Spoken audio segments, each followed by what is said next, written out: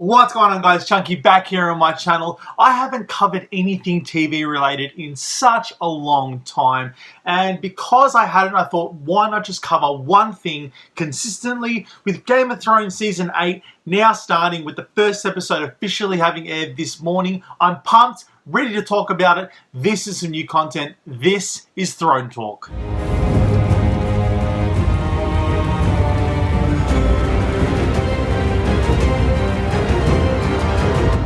Now, I'm going to try and get Throne Talk done every Monday, pretty much straight after the show, which I will be watching then and there. Spoilers ahead. I'm going to talk about the biggest plot points of the show, of each episode, what I thought about them, if there was any positives, negatives, and just sort of asking some questions and coming up with some possible predictions for future episodes. Now, I was super pumped about Game of Thrones going forward. I sort of crammed in a lot of the seasons before season 7. So having actually watched season 7 when it premiered like a year and a half ago, I actually haven't rewatched it since then. So I was worried my Game of Thrones knowledge would be rusty, but thankfully I was wrong. I'm actually surprised about how much I remember about the story and the characters and what was actually going on at this point in time. Now, I'm not going to recap it. There are plenty of recaps on YouTube. The actual episode itself recaps the events leading up to the first episode of Season 8. So let's jump straight into it. Now, the first thing we see in this episode is Jon Snow and Daenerys basically entering Winterfell, returning home. It's a reunion of sorts. We're sort of seeing the new group that has formed with Jon and Dany, and seeing a return to form with all the Starks sort of meeting each other again and coming back to Winterfell. Obviously, Jon is meeting everyone. I like that. There was a talk in Winterfell about how Jon is supposed to be the king of the north. Now he's brought Dany back, so they want him to be the king because he's a northerner. They don't trust Dany. I sort of like that. It sort of gives them a sort of depth where Jon's conflicted because he's looking at the bigger picture, but he also understands how his people see him, and there is sort of a conflict of interest there. But it was good to see everyone get back together and started off on a somewhat of a light tone. Secondly, we move on to the Greyjoys. Now, obviously, in the last season, Theon had jumped ship while Euron had taken over the Iron Fleet, basically trying to get into Cersei's pants. It's pretty much the same here. Euron is still trying to get with Cersei. He does get with Cersei. It's sort of weird how it happens. Like, she's like disgusted in him, but then she still sleeps with him, and it's like, well, I don't get what she's trying to do. I get what he's trying to do. He sort of like implies that after they do it, that she's sort of pregnant or he wants to put a baby in her. I get that, but then she sort of cries when he walks out. It was a weird scene. I sort of didn't know where they were going with that. From Cersei's point of view, I sort of got Euron's, but it was just a weird scene. However, to continue with the Greyjoys, Theon's redeeming factor. He comes back to rescue his sister. It is good. Like, it seems like he's coming back to the Theon that we once knew. Obviously, he leaves to then go and fight for the Starks. I think that, yeah, I mean, we need more to chew on with Theon. Obviously, it's just the beginning. I'm glad they're actually using this character for something positive. For so long, Theon was, he became a dickbag, then he became a bitch. So he spent a lot of time really, being Ramsay Bolton's bitch, but really just doing nothing important. Apart from being tortured, which to me got boring after a while, because he was a decent character. I actually liked him more when he was being a dick, because he was actually adding to the story and actually giving some sort of conflict for Jon to actually chew on, being best friends at the time. But it's good to see him returning to form and adding something to the story in a way that's both meaningful and important. Then we cut back to Winterfell. We see Jon and Dany sort of exploring the north. There are a few romantic scenes, especially before Jon learns to ride the dragon. This scene was okay. It's strangely comedic.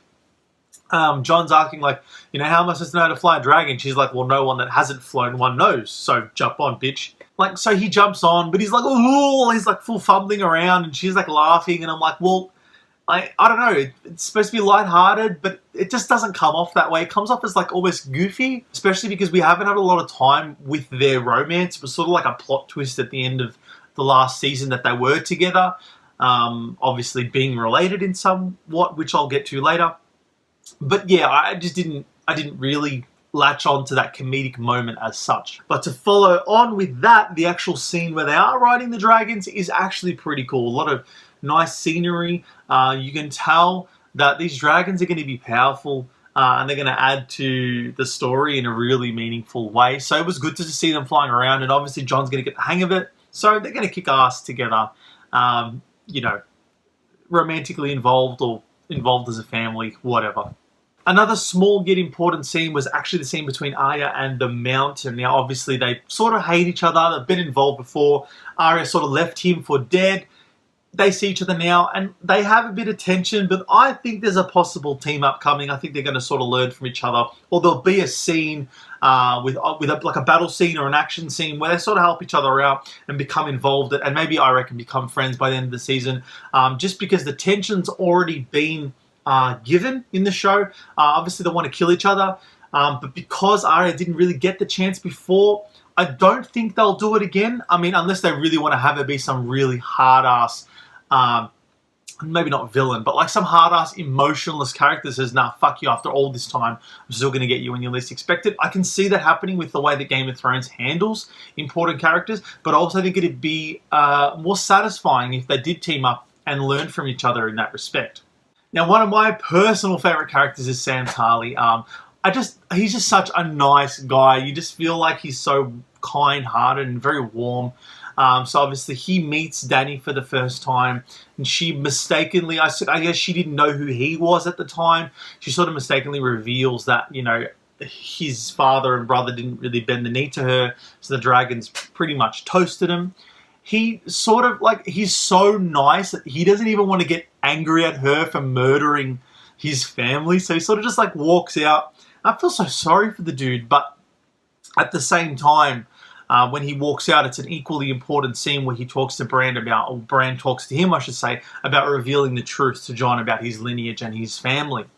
You get how Sam knows, because he'd read about it in the Citadel. He'd sort of joined the dots and connected the pieces through the Targaryen lineage. But Bran obviously just knows. He can see things, obviously. As to how he knows exactly, I mean, he has the visions. I get that. He was there with Ned at the time when Jon was born. I get that. I just think he knows everything already. I think he's probably that central piece, like Doctor Strange in Infinity War. I think he's already seen everything, and he's basically calling most of the shots from behind the scenes. He just seems too important at this point in time to, I don't know, just be that deceiving. I think I know where they're going with this character, but I also think that the way that he sort of interacted with Sam was like, this is your sort of, like, he sort of put Sam in that position, like he knew that this was Sam that had to do it. It's a strange feeling I get from Bran, but he seems really important because he can see everything. When Sam does actually tell Jon, it is a good scene. I like the fact that Sam respects Ned as Jon's father as well, just explaining, look, this is what he did for you. Because he loved you, because he swore he'd protect you. And it makes you actually look back on the first season with different eyes and a different opinion on how important Ned Stark actually was, even though he'd only been around for one season. Jon took it relatively well. I think that he probably just obviously too shocked. It's hard to say if it's just like it wasn't acted well or it's a good performance, because he doesn't really know what to say, and neither do we as an audience, really. Now, a scene that did freak me the hell out was the supposed Night King's message on the wall with the kid. The wildlings, I can't remember the dude's name, I can't remember. For the life of me, I looked it up before and I've already forgotten. Basically, when they find this message on the wall, it actually horrified me. It was creepy enough, just the way it was when they found it. When that kid started screaming, I genuinely got like a flight or fight response. I just froze. I was like, oh shit. It was really intense. If the Night King is actually doing shit like that, I thought the Night King meant business, because he hasn't really done anything apart from just like, we're going here, when we get there, we're going to kill everyone. The fact that he left a message seems like he's got some sort of personality. He's intentionally trying to be threatening. But yeah, that was a hard scene to watch, especially because it's a kid. I just hate kids getting hurt. But yeah, just because he just is on the wall, and when he screams, it's like, well, okay, he's screaming. He seems to be like, I'd say infected, taken over by the Night King's powers. But then when they burn him, it's like, it's just like, I don't know, it's just an uncomfortable scene. He's being burned alive, poor thing. And it's just, yeah, it's a really gruesome but effective scene, because it's sort of, the Night King didn't even need to be there for you to sort of be scared of him, his army, the power that he has. So yeah, that's a disappointment that I had before I recap the episode. It's a disappointment that I have that we didn't see the Night King or the army. But obviously we know what is coming. So I guess that, you know, the big battle scene is obviously going to be something directed towards that. We end the episode with obviously Jaime Lannister seeing Bran, what seems to be the first time since he pushed him out of the tower. Bran's, like, Jaime seems visibly shook. Like, he seems like he sort of, you know, like either he regrets it or he's scared. Either he knows what Bran's capable of, but Bran is just chill. The dude is just looking, just staring him in the eye like, yeah, I know, but I'm okay with it. It seems like that. Seems like he's okay with it, but because he obviously knows so much. What really annoys me, I mean, it's nothing that's really wrong with the show. I still just want to know. Like, when you know a character knows everything, it just frustrates you because you're not getting let in on those details. It's like, yeah, we know you know, but damn it, we want to be let in. And it's just like, he already knows something. Like, maybe he's already seen Jaime's fate. Maybe he's forgiven Jaime a long time ago. It's sort of hard to say, but being that's where the episode ends, it wasn't a huge cliffhanger. Obviously, you want to know the conversation and the interaction that takes place between those two characters. But I also think it was a good way to end what is none other than an introductory episode to the final season. It wasn't, I mean, maybe I'm wrong, it wasn't as long as I thought it would be, but I think they do get longer as the show progresses. But it was a good introduction. It wasn't really action-packed or anything like that. We're just setting the stage. It's basically an episode based on its relationships, both past, present, and some of the relationships that might change in the future.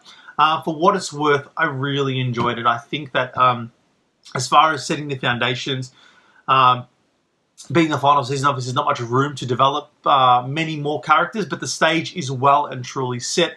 I'm on board with the majority of these characters. And yeah, this has been Talking Thrones. It's a bit of a long one this episode. I'll try and keep it as minimal as possible, just hitting those main plot points, asking those questions, and making those predictions for future episodes. But this is it, guys. Something to add to that TV category. I don't really talk about TV shows much, but because Game of Thrones is going to be a TV show that I'll be keeping up with on a weekly basis, I thought, why the hell not talk about it? Put my opinion out there. See if you guys agree. It's pretty raw. It's pretty unedited. It's just my opinion, me talking to camera. But why the hell not just add some content to the channel?